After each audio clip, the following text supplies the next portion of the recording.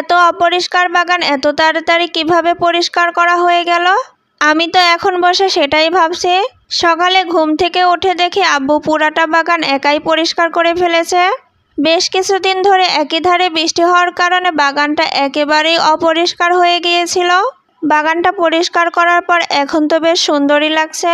তবে ক্যামেরাতে আলো অন্ধকারের জন্য কেমন আসতেছে এটা আসলে বুঝতে পারতেছি না। অবশ্য বাগানটা সামনাসামনি অনেক সুন্দর লাগে।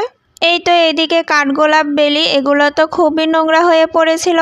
সামনে বড় বাদামি জামের গাছ, এটা অবশ্য কয়েকদিন পর কেটে ফেলা হবে। তবে এখন বাগানের যে অবস্থা, ভিতর থেকে সুন্দর লাগে কিন্তু বাইরের থেকে দেখলে মনে হয় জঙ্গল। এটার কারণ হচ্ছে ইয়েলো বুশ যেটা ছোট রাখার কথা সেটা আমরা বড় করে ফেলেছি। আর বড় করার কারণটা হচ্ছে সামনে বাউন্ডারিটা এখনো দেওয়া হয়নি।